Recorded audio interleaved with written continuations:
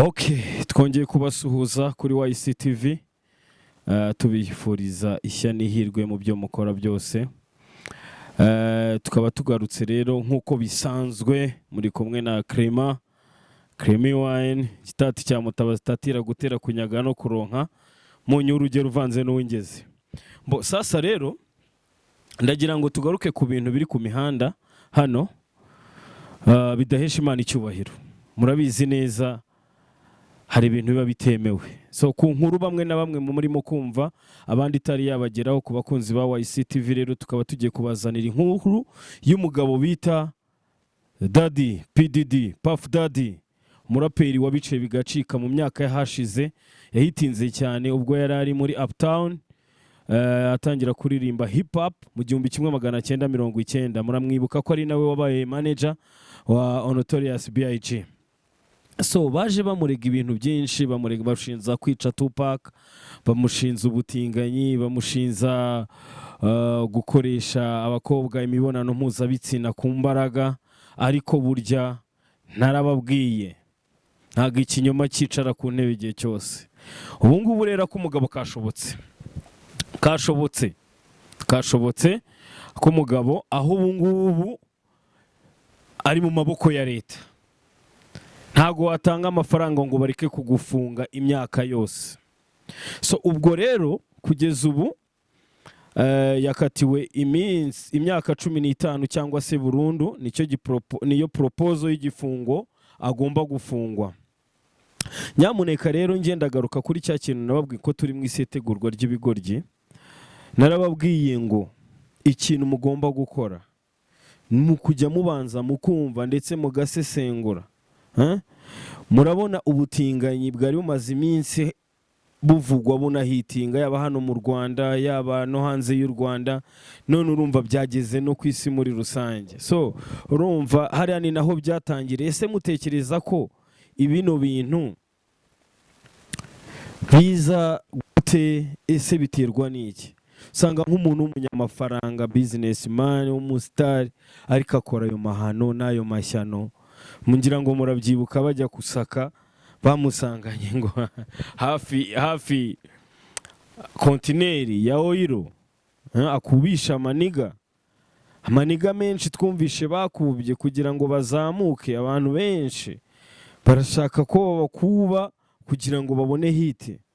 So rero bifitanye isano n'ibintu byinshi bitandukanye.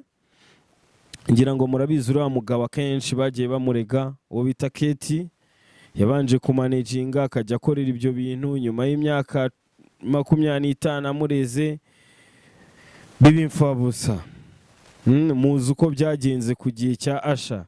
Akandi gakoryo muribuka ko ya propose 50 Cent ngo amutemberane, ngo ajye kumukorera shopping.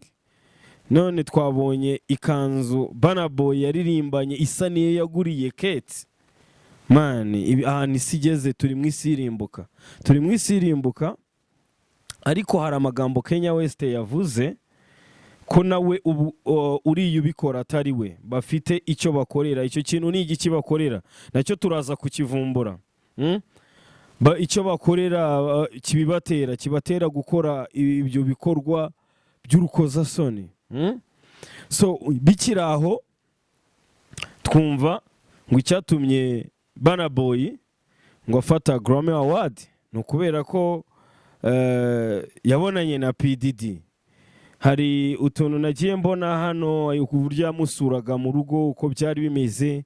Hari n'amajwi twumvishe, nge nabazaniye amajwi Burna Boy bari kumukuba ari gusoundinga.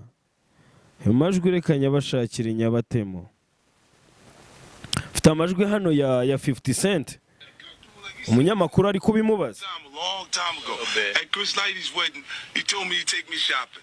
I looked at him like, what you just say? Let me move, man, before I do something. You're gonna make me mess up the wedding. Oh, that's a nice gesture. Let me get out of no, dude, you take me down. Still what a guy says to a girl. You been getting out of over a decade. I asked 50 about that. And he said you didn't. Ngira ngo mwabyiyumviye hari kuri anniversaire ya 50 Cent. Then PDD aramubwira ngo naza ajye kumukorera shopping. Aramubwira ngiye nkorera shopping gute ndo baby. Ibyo bintu 50 Cent yakunze kubivuga na Eminem arabiririmba ariko abantu bakabyima amatwi. Ndabazanira hano amajwi namwe mwiyumvire.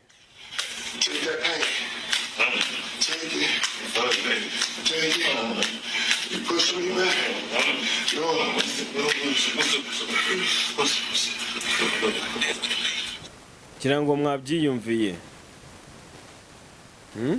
Kirango mwabyiyumviye, reka mbasubiriremo namwe mwumve koko hisigeze.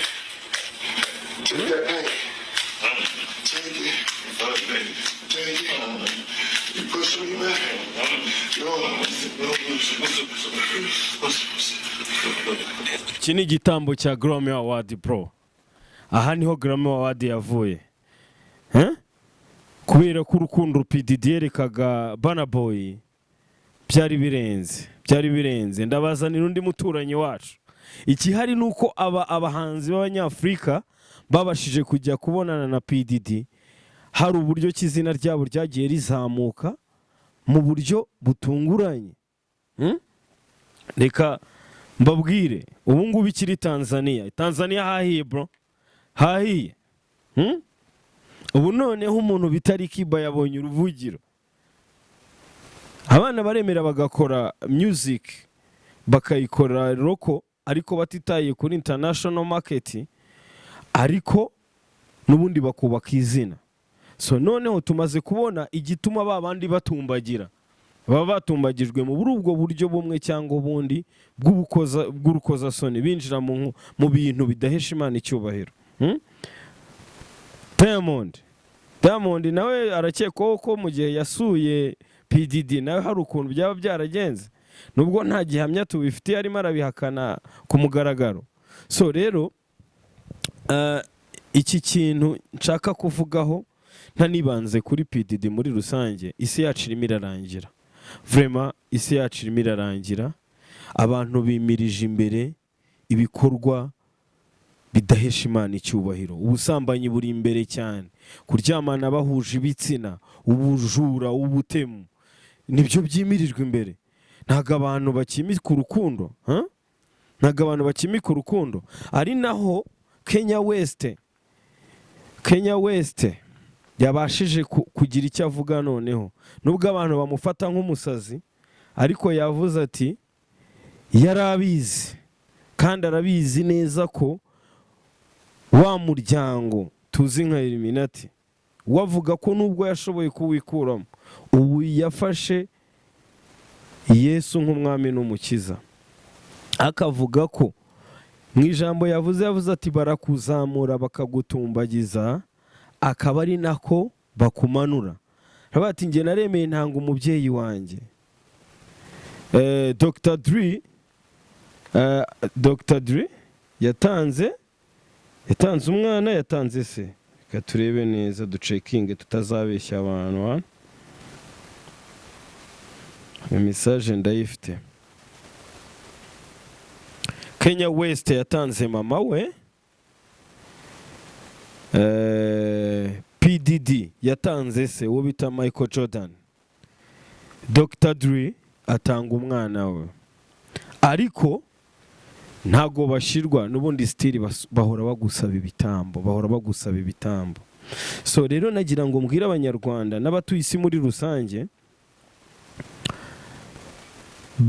bajye bamenya ya industry turimo, bantu ko binjira mu tundi dutsiko, binjira mu yindi miryango batabyariwemo, kugira ngo babone indamu, kugira ngo babone indonke.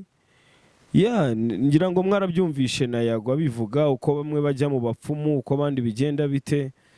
So hari ikintu dukwiriye kumenya, ndetse no kwirinda, ndetse no gufatanyiriza hamwe kugira ngo tureke kurimbura isi muri rusange. Ibi bintu ni nka biriya byuriya wabyirimbaga wabyinnye muri stade ejo bundi, nabyo ni ikibazo. Nk'umuntu nka Kenisi wavuze ngo ntago yakwambara imyenda ya motion, sibyo? Yarangiza agafata Semuhungu ubyiyemerera wita n'umukobwa, akaba ari ujya kubyina muri stade. Ubwo se urumva twe twakwemerezwa n'iki ko nawe atinjiye muri uwo muryango? Kandi hari abantu babikora bafite imiryango bro. warubizi hari abantu babikora bafite imiryango yabo ikaba ari urwiyerurutso ariko bakora ayo mabi bakora ayo mashyano.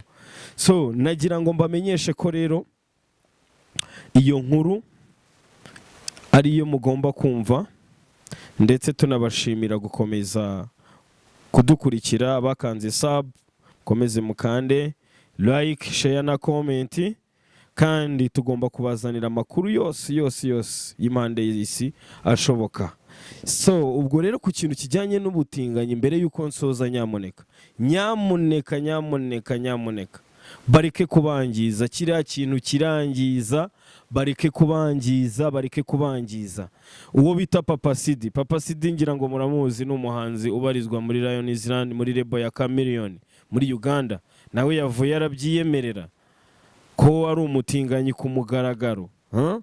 So urumva turimo turatatswe na Sekibi, rwose mwihangane ntihakagira umuntu bashukisha ibyo bintu rwose, sibyo? Twemere turye duke turyame kare, ariko dusigaze indangagaciro n'ubumuntu ndetse no kwizera Imana, kuko ibyo bintu byariho mu gihe cya Sodoma na Gomora. Ntago dukwiriye kugarura Sodoma na Gomora, sibyo? Nakagaruka nk'ibisanzwe kuri YCTV, muri kumwe na Clement n'abandi batumirwa batandukanye. Wasa sawa, ciao.